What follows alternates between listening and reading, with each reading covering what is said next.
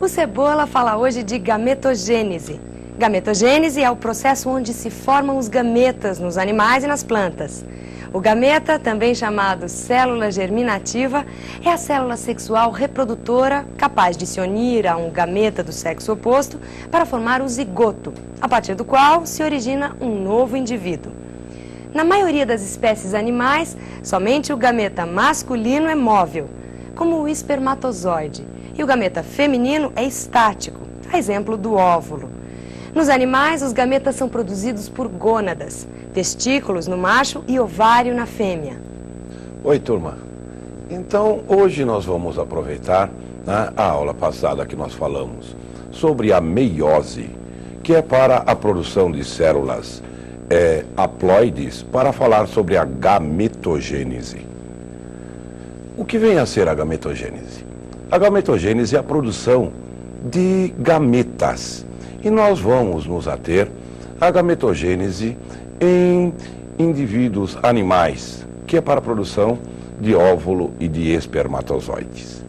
A gametogênese, então, vai ser a produção de gametas em indivíduos diploides.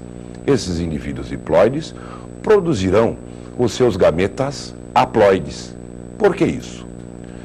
Caindo pela metade o número de cromossomos dos gametas, quando da fecundação, da união de óvulo e espermatozoide, vai novamente se refazer o número cromossômico da espécie.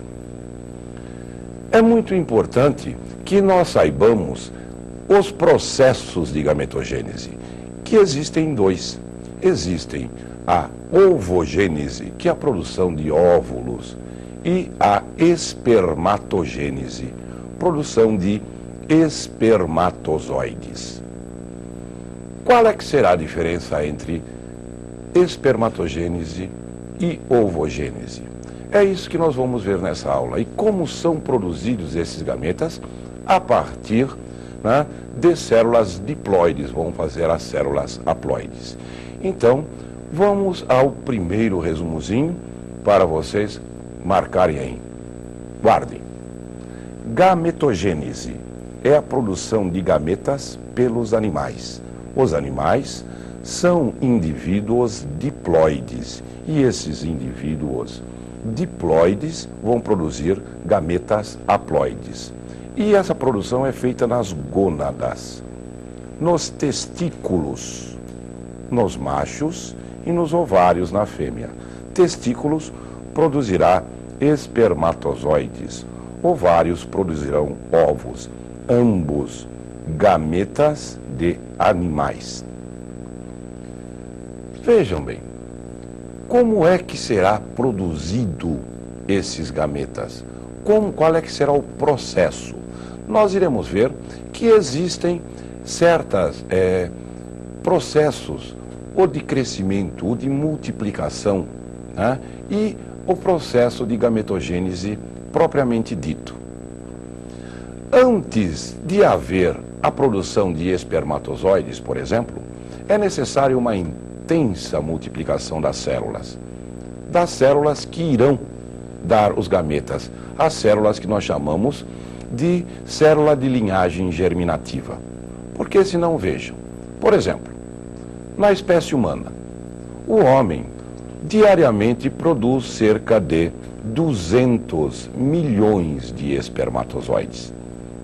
Se não houvesse a reposição das células que vão fazer os espermatozoides posteriormente, iria haver uma diminuição muito drástica da quantidade destas células. Então haveria uma produção limitada do número de espermatozoides de um homem. E não é isso que acontece. Sempre, desde a puberdade, desde a época em que o homem amadurece sexualmente, ele começa a produzir gameta. E até o fim da vida ele vai produzindo sempre gametas.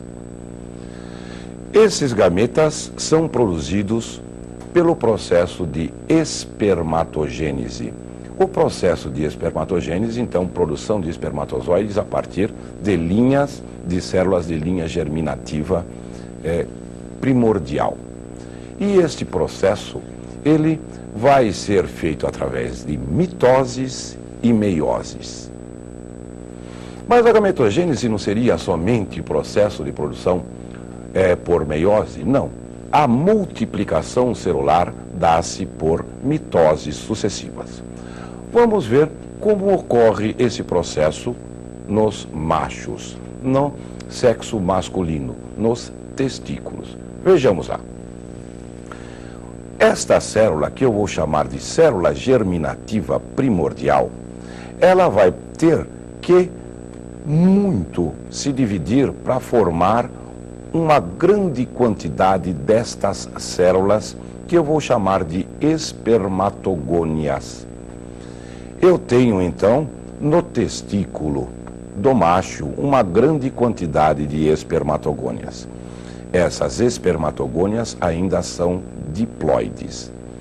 Quando termina esse processo de multiplicação celular, vai haver um processo de crescimento da célula, porque intuitivamente se percebe, se houve uma intensa multiplicação celular, o volume das células deverá estar diminuindo.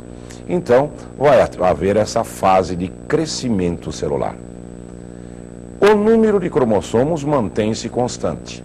E eu tenho o que eu chamo agora de espermatócito de primeira ordem, ou espermatócito 1, que é a célula que está pronta agora para começar os processos de divisões meióticas. Com o primeiro processo de divisão, eu vou ter duas células com o mesmo volume, que eu vou chamar de espermatócito de segunda ordem ou espermatócito 2. Vejam, já houve a redução do número de cromossomos. De 2N passou para duas células filhas N. Aqui houve o processo de divisão meiótica, a meiose 1. Cada um dos espermatócitos 2, de segunda ordem, irão dividir-se em duas espermátides, também com o mesmo volume entre si. Vejam, o espermatócito divide em duas espermátides com o mesmo volume entre si. Já houve o processo de meiose 2, a segunda divisão meiótica. Essa segunda divisão meiótica produziu 4 espermátides. O processo de espermiogênese, aonde vai haver uma modificação agora da forma da célula, vai produzir os espermatozoides. Cada espermatócito 1 produzirá 4 espermatozoides férteis. Esse é o processo, então, de produção de espermatozoides no testículo do macho. E o processo de ovogênese, a produção de óvulos. Vamos ver como ocorre esse processo. Vejamos lá. Aqui eu tenho a célula de linhagem germinativa primordial, que vão produzir através de multiplicação, mas menos multiplicação. Vou produzir as ovogônias. Vou ter um intenso crescimento, porque o óvulo ele tem muito maior volume do que o espermatozoide. Eu tenho o ovócito 1, ovócito de primeira ordem, ou então também ovulócito 1. Com a primeira divisão celular, eu vou ter células de volumes diferentes. Vejam, células menores, que eu vou chamar de glóbulo ou corpúsculo polar. E uma única célula, ovócito de segunda ordem, ou ovócito 2. Na segunda divisão meiótica, o primeiro glóbulo polar vão dar 2 glóbulos polares, ou corpúsculos polares. E o ovócito 2 irá dar um glóbulo polar, ou corpúsculo polar estéril, e um único óvulo fértil, a ovótide ou óvulo que vai ser fértil. De uma única ovogônia, 3 glóbulos polares estéreis e um único óvulo fértil. O que nós vamos ver processos de gametogênese, vai haver muito maior número de espermatozoides. Espermatozoides menores e móveis, e não tem material nutritivo. Vamos também ver que os óvulos são grandes, com grande quantidade de material nutritivo. Eles são imóveis, eles não têm o flagelo, né? Então eles vão ter que ter um grande crescimento. E eles são em menor número, logo não vai ter que ter tanta proliferação. Peguem sua caneta, o seu papel, para que nós façamos o resumo das diferenças entre espermatogênese e ovogênese. Vamos lá? Olha, na espermatogênese existe uma intensa multiplicação celular antes de haver a divisão celular meiótica para a formação dos gametas, porque a quantidade de espermatozoides é muito grande. Há um discreto crescimento no período de crescimento, porque os espermatozoides serão pequenos, não tem grande quantidade de material nutritivo.